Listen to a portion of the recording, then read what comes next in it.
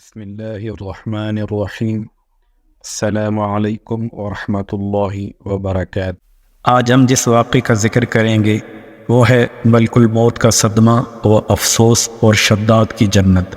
اس واقعے کو شروع کرنے سے پہلے اگر آپ نے اس چینل کو سبسکرائب نہیں کیا پلیز اس کو سبسکرائب کر دیں، اگر آپ کو مناسب لگے تو بیل کا بٹن پریس کر دیں تاکہ اس قسم کی مزید ویڈیوز آپ تک بر وقت پہنچتی رہیں۔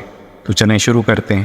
کہتے ہیں کہ ملک الموت نے بارگاہ رب العزت میں عرض کی، اے مولا کریم، میں نے کروڑوں لوگوں کی جانیں قبض کی ہیں، مگر دو جانیں ایسی ہیں کہ جنہیں قبض کرتے وقت مجھے بڑا ہی صدمہ اور افسوس ہوا ہے۔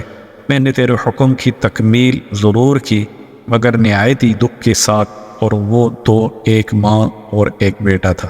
واقعہ کچھ اس طرح ہے کہ ایک جہاز غرق ہو گیا تھا اور ایک عورت اپنا شیر خوار بچے کے ساتھ ایک تختے کا سہارا لینے میں کامیاب ہو گئی۔ تختہ دریا میں بہہ رہا تھا اور ماں اور بیٹا اس پر سوار تھے۔ اے مولا کریم، اچانک تیرا حکم ہوا اور میں نے ماں کی جان اس تختے پر نکال لی۔ میرے لیے پریشان کن بات یہ تھی کہ ماں مر چکی تھی، اب بچے کا کیا حشر ہوگا۔ بچہ ایک ٹوٹے ہوئے تختے پر سوار ہے اور تختہ ہر آن پانی کی لہروں کے تپیڑے کھا رہا ہے، جو کسی وقت بھی کسی تیز لہر کی زد میں آ کر الٹ سکتا ہے۔ بچے کے لیے نہ خوراک کا انتظام ہے نہ کسی نگران کا بندوبست ہے۔ دریا کے کنارے دھوبی کپڑے دھو رہے تھے، اچانک کسی کی اس بچے پر نظر پڑی تو تختے کو کھینچ کر لائے۔ بڑے حیران ہوئے کہ ماں مر چکی ہے، بچہ بے یار و مددگار تختے پر زندہ و سلامت موجود ہے۔ وہ لوگ اس بچے کو اپنے سردار کے پاس لے گئے۔ سردار بیچارہ بے اولاد تھا۔ سردار خوبصورت بچہ دیکھ کر اس کا دل آ گیا اور سردار نے بچے کو اپنی نگرانی میں لے کر اسے اپنا بیٹا بنا لیا۔ یہ بچہ 8-9 سال کی عمر کا تھا، اپنے ساتھی بچوں کے ساتھ کھیل رہا تھا۔ اتنے میں بادشاہ وقت کی سواری کی آمد کا شور اٹھا۔ سب لوگ ادھر ادھر بھاگ گئے مگر یہ بچہ سڑک پر اکیلا کھڑا رہا۔ بادشاہ کی سواری گزر گئی، اس کے پیچھے اس کا عملہ پیدل آ رہا تھا۔ ان میں سے ایک سپاہی کو راستے میں سے سرما کی ایک پڑیا مل گئی۔ اتفاق سے اس بچے کی نظر بہت کمزور تھی اور سرما کی اسے بہت ضرورت بھی تھی، لہٰذا اس نے وہ سرما بحفاظت اپنے پاس رکھ لیا۔ آنکھوں میں لگانے سے پہلے اسے خیال آیا کہ یہ سرما کوئی تکلیف نہ پہنچائے، لگانے سے پہلے کسی دوسرے شخص پر آزما لینا چاہیے۔ قریب ہی وہ بچہ کھڑا تھا، اس نے اس بچے پر آزمانا چاہا۔ بچے نے سرما اپنی آنکھوں میں لگا لیا مگر جو ہی سرما اس نے لگایا اسے زمین کی تہہ میں موجود چیزیں بھی نظر آنے لگیں۔ اس نے دیکھا کہ زمین کے اندر بہت سے خزانے پوشیدہ ہیں۔ بچہ ہوشیار تھا، اس نے چیخنا چلانا شروع کر دیا کہ سرما لگانے کی وجہ سے میری آنکھوں میں سخت تکلیف پیدا ہو گئی۔ وہ سرمے کی پوڑیا گرا کر چلے گئے۔ بچہ سرما کی پوڑیا اٹھا کر گھر پہنچا اور خوشی خوشی باپ کو سارا واقعہ سنایا۔ سردار بڑا خوش ہوا۔ باپ نے کہا، ہمارے پاس آدمی بھی ہیں اور گدھے بھی ہیں، تم سرما لگاؤ، ہم تمہارے ساتھ چلتے ہیں، جہاں کہیں خزانے پاؤ ہمیں بتاؤ، ہم نکال لیں گے۔ چنانچہ ایسا ہی ہوا۔ بچے کے بتانے پر وہ لوگ خزانے نکالنے لگے اور تھوڑے ہی عرصے میں امیر بن گئے۔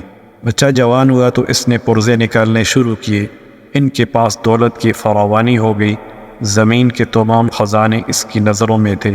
اس نے آہستہ آہستہ بہت سے آدمی اپنے ساتھ ملا لیے۔ اس کے بعد تمام سرداروں کو ادھر ادھر کر دیا اور خود سردار بن گیا۔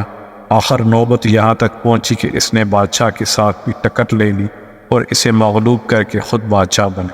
اس بچے کا نام شداد تھا اور یہ وہی بچہ تھا جس کی ماں تختے پر مر گئی تھی اور یہ اکیلا دریا کی لہروں کے ساتھ بہہ رہا تھا۔ کہتے ہیں کہ جب یہ برسر اقتدار آیا اس نے حکم دیا کہ ایک ایسا کمال درجے کا شہر آباد کیا جائے جس کی ایک اینٹ سونے کی ہو اور دوسری چاندی کی ہو، اس میں ایک عالی شان باغ ہو جس میں دنیا کی ہر چیز میسر ہو۔ جب وہ شہر ہر لحاظ سے مکمل ہو گیا تو شداد نے ارادہ کیا کہ جا کر اس شہر کا نظارہ کیا جائے۔ چنانچہ وہ شہر کو دیکھنے نکلا۔ ابھی وہ دروازے تک ہی پہنچا تھا کہ ملک الموت کو حکم ہوا اور اس نے وہیں اس کی روح قبض کر لی۔ اسے اتنا موقع بھی نہ دیا کہ وہ اپنے بے مثال باغ کو ایک نظر دیکھ سکتا۔ ملک الموت نے کہا، اے مولا کریم، اس شخص کی روح قبض کرتے وقت میں مجھے نہایت ہی صدمہ پہنچا کہ وہ شخص ہر چیز تیار کر کے اسے دیکھ بھی نہ سکا۔ اللہ تعالیٰ نے فرمایا یہ وہی بچہ ہے جس کی ماں تختہ پر مر گئی تھی اور اس پر تجھے ترس آیا تھا۔ اس بچے نے بڑے ہو کر نافرمانی کی، خدا کے حکم سے بغاوت کی اور سرکشی اختیار کی، مگر ہم نے اسے خود ساختہ جنت میں قدم رکھنے کی مہلت بھی نہ دی اور اسے باہر ہی ہلاک کر دیا۔ اسی جنت کے بارے میں مشہور ہے کہ وہ دنیا میں موجود ہے مگر انسان کی نظروں سے اوجھل ہے۔ امیر معاویہ رضی اللہ تعالی عنہ کے زمانے میں ایک صحابی کا اونٹ گم ہو گیا تھا۔ وہ اونٹ کی تلاش میں کہیں اس علاقے میں جا نکلا تو اللہ تعالیٰ نے اسے وہ سب کچھ دکھلا دیا تھا۔ وہ صحابی وہاں کی کوئی نشانی بھی ساتھ لایا تھا۔ اس صحابی نے یہ واقعہ امیر معاویہ رضی اللہ تعالی عنہ کے پاس بیان کیا۔ انہوں نے کافی تلاش کرایا مگر کسی کو وہ جنت نہیں ملی اور اسے اللہ تعالیٰ نے پوشیدہ کر دیا۔ السلام علیکم ورحمۃ اللہ وبرکاتہ۔